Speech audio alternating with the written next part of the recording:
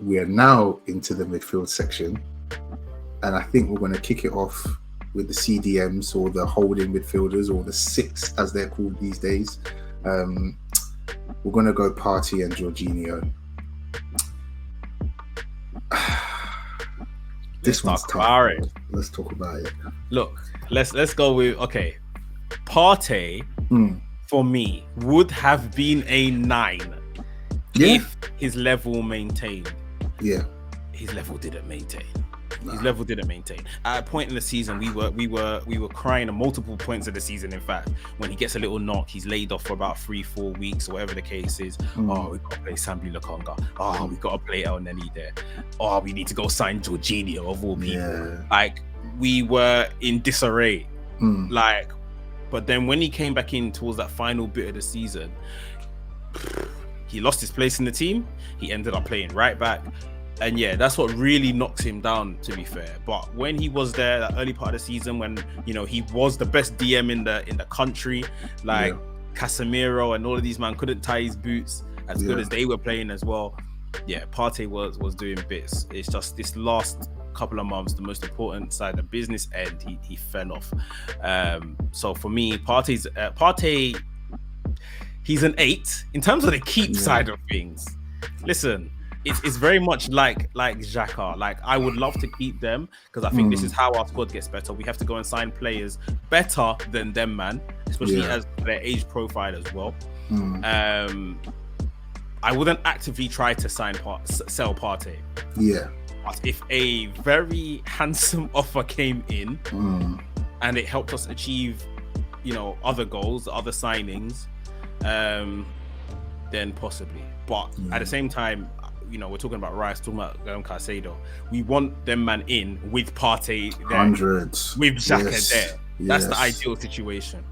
But we'll see how it goes. I'll keep Partey for now, but I think he needs to do better because, again, this next evolution is coming, and he may not be first choice. Because of his physicals are letting him down. Jorginho, somebody that a lot of us were just scratching our heads when he came in, but we could see, okay, we need someone in there, and then he's out for the rest of the season. Tidy player, my fear was that we're buying a player from Chelsea again, and we know how that has gone for us in the past. Jorginho was harmless, 12 million, bags of experience. It was a shame that, was it his debut when he came on and we conceded that goal to Everton in January and then we lost that game. I think that was our first loss of the season. First. Or the second after Second, I think second, second loss, that was a shame. But since then, he's been good, he's been reliable. I know there was a goal that came after his goal against Aston Villa, but he pretty much won us that game at Aston Villa with that strike that came off the back of my man's head. He's been good. 7. I'll give him a 7. I would keep. He's only got a contract for the rest of the season anyway. End of 2024 season. So harmless, intelligent signing. I liked it. Yeah, I think just to I think I'll start with Jorginho. I think I know we make jokes about these dressing room signings, but I kind of feel like he's half and half of that, because if we are going to lose someone we will talk about shortly, somebody like Jorginho would be very important. This guy is a winner on different levels, you know what I mean? You're talking international level, European level, Premiership level, he's done it all, And where I wasn't so keen on the physicality side of it, I think watching him play more closely, you can kind of see what he can bring. Obviously, the problem is that you just have to be smart with the players you put around him when he's playing. And I think he's able to manage himself. It's just that you don't want to see Jorginho turning and running back towards his goal. But whenever the play's in front of him, he's great at interceptions. I think he's been good. He's been solid. I can't say he's had any terrible games. Obviously, he's had games where he's been exposed. I think what comes to mind specifically is maybe the game against Sporting, because they were just going right over his head and it was horrible to watch, to be honest. But he's been good. I wouldn't get rid of him. I'd keep him. Another player who is not going to be demanding to start. He knows his age. Again, I think he's only got 12 months left. We only played 12 million. If we don't get any sell out of it. It's just about getting the wages back. So I'd give him a 7. I think he's been calm. I think where the problem comes in now is with Partey.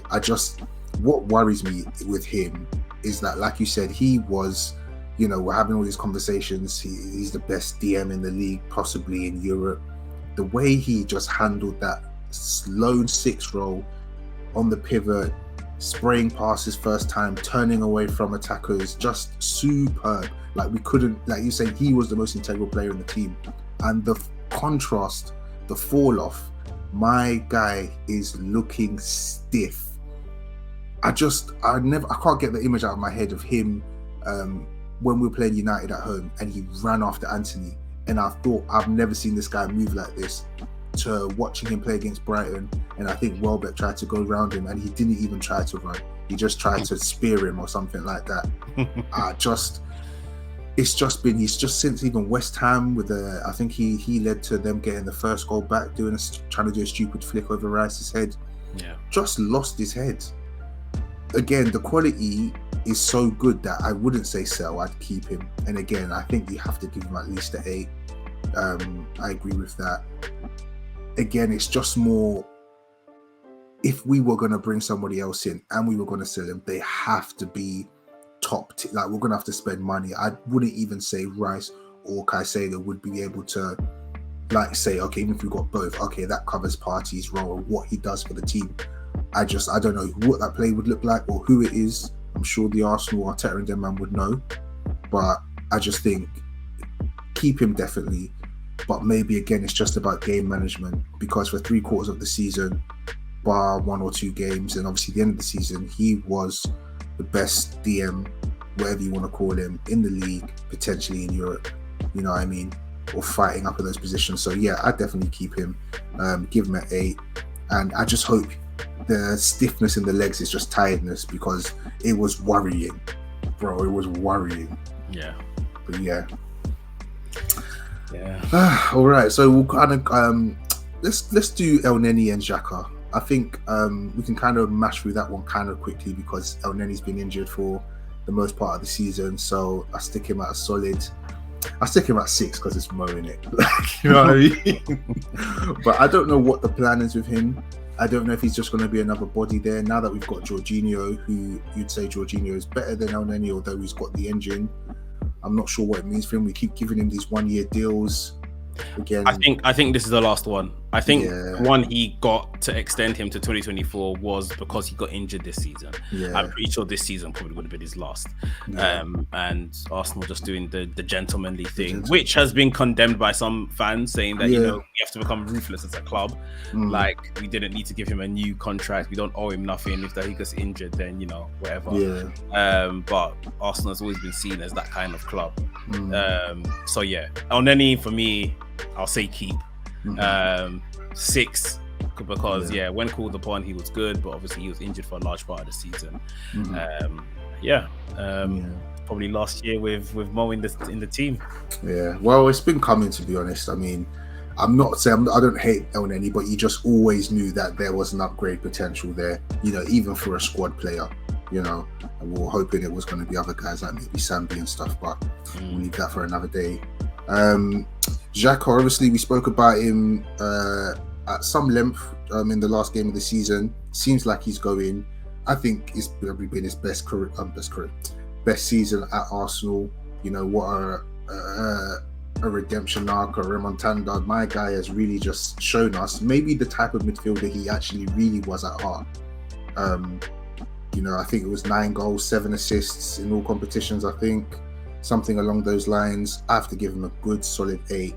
He's shown us that he can be dependable, reliable, a leader, despite where he's come from. And if he does go, I wouldn't say I'll miss him, but I just think it's nice that he's been able to at least change his story. Obviously, it would have been nice if he left with a trophy, but with a Premier League, he got some FA Cups. But yeah, I just think it's the perfect place if he does go to leave, because stay too long, see yourself become a villain again. It's before Xhaka starts giving the ball away and stuff like that. So yeah, I give him an 8. Sell him because I think he's being sold anyway. But I think regardless, this will be the perfect time to sell him. I think it's been the perfect time to sell him for the last like 2 or 3 seasons, to be honest. But yeah, we move. Yeah, with Xhaka, I'll say keep. I know he looks like he's got one foot out the door already. To be fair, I thought by this point this week it probably would have been announced already. So I'm wondering, is there any hold up? I'm pretty sure I saw some people saying that Arteta's holding him back. Arteta's not letting him go. He said something funny at the end of the Wolves game. He said like the interviewer asked him about Xhaka leaving, and he said, that's the first time I'm hearing about it. So that is nonsense. But yeah, we'll see. Yeah, I'd love Xhaka to stay, build upon the season he's had. You know, some people say leave at the top. You know, it would have been a perfect time to leave if we won the Premier League this year. But yeah, I feel like Xhaka has been instrumental to helping us get, you know, some backbone into this team more than anything. And now he's surrounded by more leaders, and that message is being spread. And he's even contained his madness this past season as well. I'm keeping Xhaka. I'm giving him for the season. Tempted to go 9 as well. It was on my mind, but he's done something that he never. You know, I'll give him an 8. But he done something that we never expected of him, that he had to push himself to, you know, to get out of his locker. He's been fantastic at times, with all the goals and the assists, the contributions. It's bittersweet. Like, I'm happy he's had this moment to kind of turn it around with the fans, especially in the club. Definitely. But now it's like, you know, while the team is getting better, we could do with someone like Xhaka still there. But yeah, it looks like it's the end of this love story. Yeah, indeed. Obviously, we'll see anyway. We'll obviously keep you guys updated with any transfer updates regarding Xhaka. But I think that's perfect, to be honest. I've kind of grouped one of the guys in midfielders, but I think I'm going to move into attack. So I think the last 2, if I'm not mistaken, is Ødegaard and Vieira. Now, Fabio Vieira, that is. Let's not go. Fabio Vieira, I've been maybe disappointed. It's a little bit strong, but I've been underwhelmed by him this season. I think it's his first season, but I just feel like I was expecting to see more flashes. I felt like he was okay / good in the Europa League. In the Premier League, bar maybe the Wolves game, when we played away before the World Cup, I haven't really seen it. You know, some good passes here and there. Seems to really be getting into the spirit of what it means to be an Arsenal player, but I'd probably give him a 5. He'd probably be my first 5. I'd keep him just because I believe there may be a player there, but I just feel overall there just needs to be completely more. You know what I didn't even actually mention is that we didn't put loan. I think if we could get a decent loan for him, although I just don't see him going anywhere in the Prem. Like, I don't know, but it would have to be in the Prem. But I don't see who would maybe take him and play him regularly from what they've seen. But something like that in an ideal world in Football Manager would be brilliant. But yeah, I'd give him a 5. I just think he just needs more. I wouldn't be having a summer holiday if I was him. I'd be in the gym. You know, I'll be, getting my personal trainer and just be sorting me out because I need to make a mark, because it could just be a flop eventually if he's not careful. But again, first season, you always give grace. But yeah, I would have liked to see more sparks from him. Captain Fantastic Ødegaard has been beyond my imagination. I think when we think back to when we were talking about Ødegaard versus Maddison, I was firmly in Camp Maddison. He had done it, he had been doing it. I feel like he was more of the attacking threat we needed at the time, and I didn't see that in Ødegaard. I just saw a very tidy player, who is a bit like subservient. He's not really like aggressive not aggressive, but he just seems less dominant. Maddison's been doing it at Leicester. Very good player. I'm a massive fan of Maddison. Again, I'd love him to come to the Emirates. But Ødegaard has been absolutely superb, pretty much from start to finish. I think the speak of, or the talk of him going missing in big games, I think is very harsh. I think there are times when he definitely could have done more, but I always feel like it's not a thing where Erdegaard's poor and other people are better around him. It just tends to be more of a team thing, and we look at him because he's the captain, and maybe again it's the body language thing or it's his character. But I'd give Erdegaard a 9. I think the 15 goals, no penalties, and I think it's 7 or 8 assists. It's just like it's an amazing return. You know, I think he stepped up when we needed him. He's added goals to his game. He's obviously got a great eye for a pass.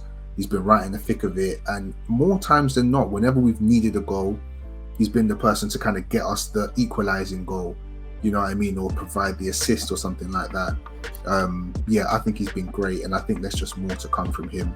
And he's just really surprised me because he's really fulfilling that wonder kids. You know, again, we talk about Starboy, another original Starboy from back in the day. So yeah, nothing but praise for Odegaard. Yeah, just off the back of that, Odegaard gets a 9 for me. He's just been fantastic, you know, given the captain's ban beginning of this season, isn't it? Yeah. And you know, the talk was, you know, is he really much of that captain figure? He's more of the person that leads by example, more so than a shouty type captain. Odegaard doesn't score enough goals, all that kind of stuff. He just put all of that to rest. Like, let me play football, let me ball out, let me show you lot why, you know, I was the prodigy at 16. Why Real Madrid gave me 30 bags a week at 16. Like, this is, we're getting it now, and I still stand by. Although Real Madrid is. Their midfield is brilliant with Tchouaméni and with Camavinga there, and it looks like they're signing Bellingham as well. Like, it looks like they're assembling the Avengers over there.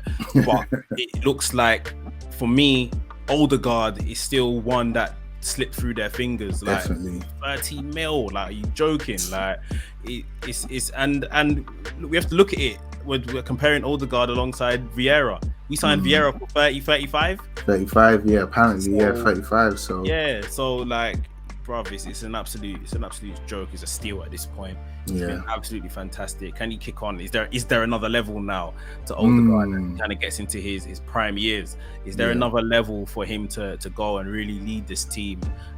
You know, really see if he's got like that Steven Gerrard-esque gene that can carry this team through some hard times. If we need it, we can turn to him, because he popped up a couple of times with that kind of stuff this season, whether it be goals and stuff like that. But again, I think, you know, the pressure being on his shoulders maybe told a bit towards the end of the season. Again, I don't want to pick on things, a couple misplaced passes here and there. Bit sloppy here and there. Yeah, and it's just fatigue. He's played a lot this season. Again, maybe a lot of trust being put into others, such as Vieira, to step in and help. But yeah, keep Odegaard, 9 out of 10. He's been awesome. As for Vieira, Mr. Fabio, look, first season in the Prem, it's not easy. I am underwhelmed like yourself. I am disappointed. I expected a bit more, but it is first season. So we'll let it slide, innit? But letting it slide means that next season you have to come back, you know. Well, we need to see an improvement. You know, we're investing into youth a lot, and we haven't had like a lot of misses. Sambi Lokonga being one of the last real misses, sort of thing. So yeah, it's just a case that we just have to make sure that Vieira gets what he needs in terms of development, especially over the summer pre-season. And then, we go from there. But I'll give him a 5 as well. I'll keep him for now, and we'll just crack on from there.